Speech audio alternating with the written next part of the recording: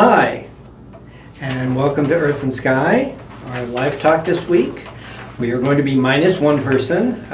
She is in Japan and trekking up a mountain to meditate, which is kind of amazing. A little insane, kind of amazing.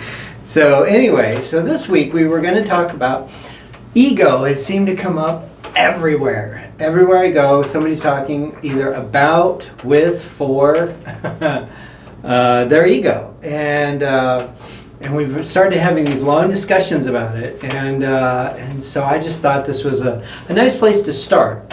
And so one of the things someone asked me was, well, why is it so bad? And I was like, oh, I mean, I know why, but to put it to words. So let's start with ego. What is your ego? Well, ego is, by definition, it's self. Thinking of one, thinking of just you. Like the term egotistical. Egotistical is when you're making decisions, like a lot of people go, that guy, he's egotistical, which usually means he's full of himself and he thinks he's better than and all of that. But I think what it really boils down to is, the simplified version of that is that it's that when someone's egotistical, they're making decisions just on what's beneficial to that person. They're not taking into account the people they're with and their family or their coworkers or even people at a party. If you only do the things that are benefiting you, where there's the choices you're making, you're not even taking into account anything that has to do with them. And it doesn't mean that you're trying to hurt them.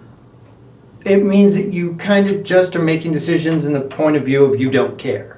The only thing that matters, and as an egotistical point of view, the only thing that matters is what's going to benefit you. And now, in doing that, you're kind of the idea of doing that isolates. It isolates you from the world. And it's making decisions under the guise that what happens to these other people is irrelevant to me. I'm not connected to these people. These people's worlds and my worlds are completely separate. And I think we all know that that's not true. You're not separate from anything or anyone. We get through this world because of things like family, being raised. We get through this world dealing with people on business levels. We work for people, we work with people, people work for us. We engage, we go to the grocery store, the people check us out, people stock the shelves. We're absolutely at everyone else's mercy in so many ways that if all of these people went away, we would be in a bad way. Everything in our world would fall apart. Even a small section of these people going away could really, really be detrimental to just our existence. And so these decisions that we make all the time, not only should we take into consideration all of these other people, but our actions, our decisions, whether we want them to or not, very much impact all of these people we interact with. So instead of feeling like, the guy at the grocery store, you go in, you're in a bad mood, he's checking you out, and you're kind of like, whatever, and you go through your day. Now, that you put off when you're in the thing, that I'm in not a great mood and just do your job sort of a thing, that changes their world. That changes their day. That interaction, however brief it is an imprint on their day.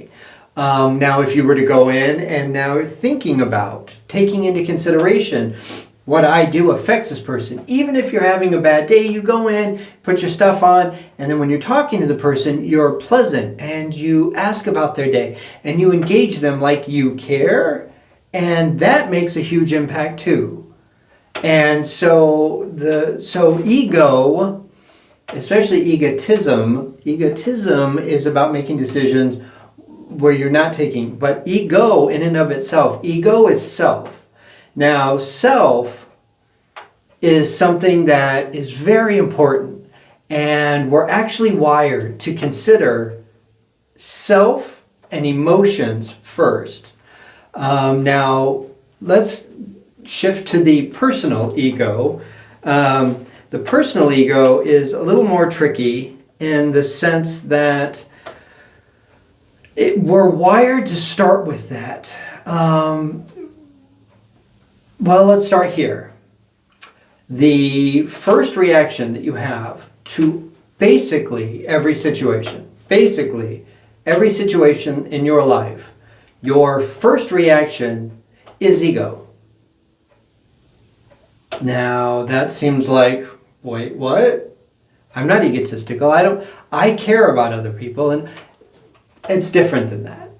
Your ego is wired into your emotions, to your history, to your sense of any fears that you have, all the feeling of not quite enough, lack, all of those things is what your ego is driven on. So every decision you make starts in the ego. So the trick is, first, what we're going to do is we're going to try and figure out, what does that mean? We're going to tell you the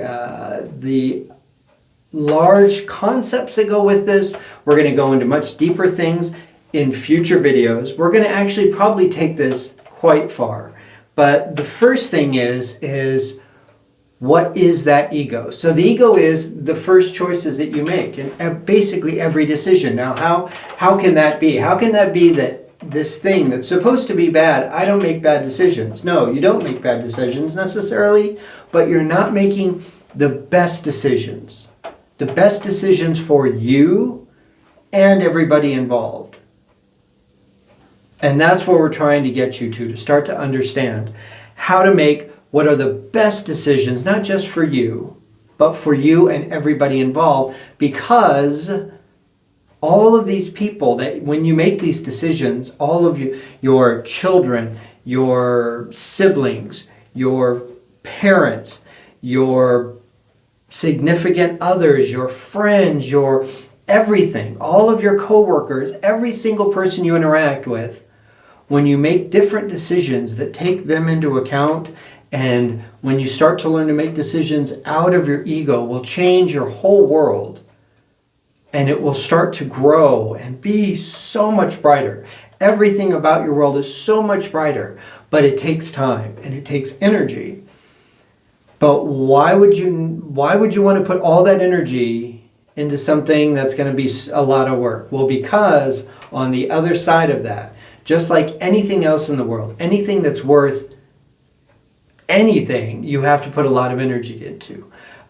Being successful at your job, if you want to be successful, you have to put a lot of energy. If you want to be a good husband or wife, you have to put in a lot of energy into that relationship. If you want to be a good parent, you've got to put a lot of energy into it, because it's the only way. You have to learn, you have to evolve, you have to grow, you have to understand, you have to start engaging them at their levels. And there's all of these things, and all of these things come from, first, being able to understand yourself, being able to make the best decisions as who you truly are, not who your fears are, not who your feelings of lack and your insecurities are, which basically all of us do all of the time.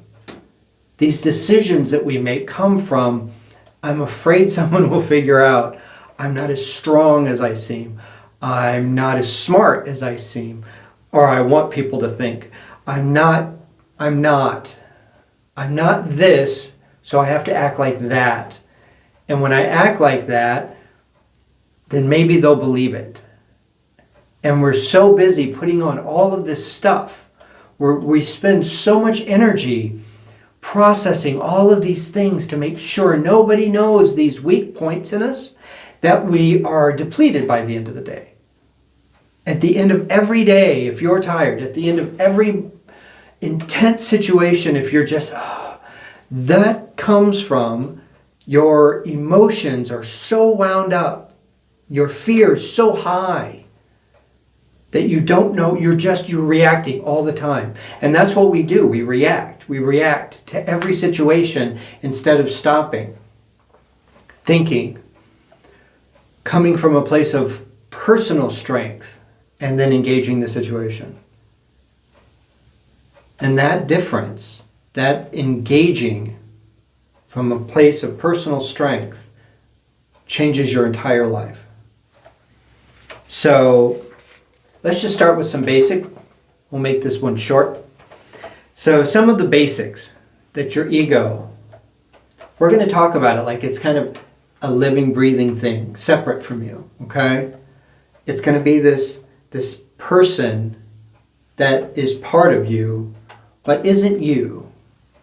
So your ego wants to keep your life just like it is, in the same place, the same day. If it could stop time and have you live in a single moment, it would do that because it's what it knows. I can be here, I'm okay, you're okay, we should just stick here because we don't know what the next moment's going to bring.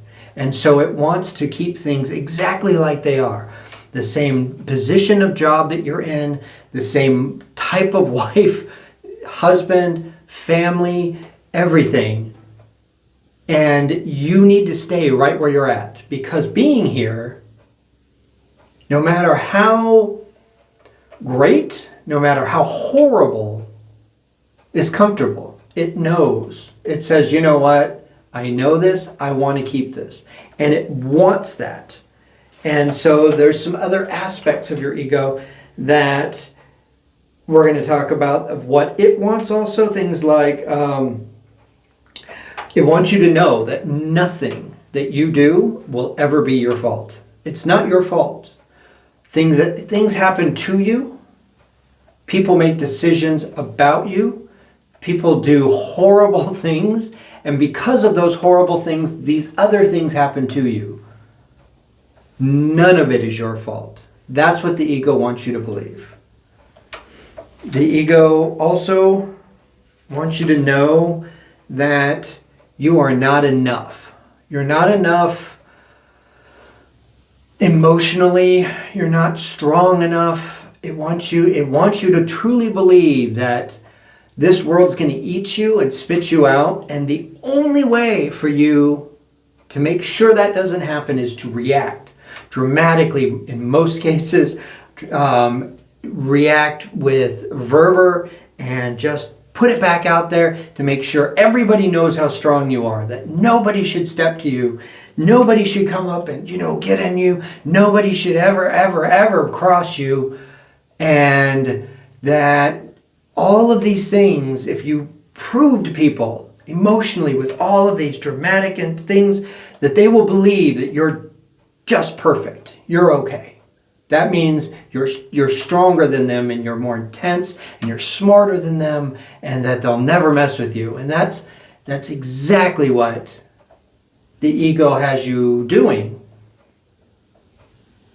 right now. And so I'm going to leave it there.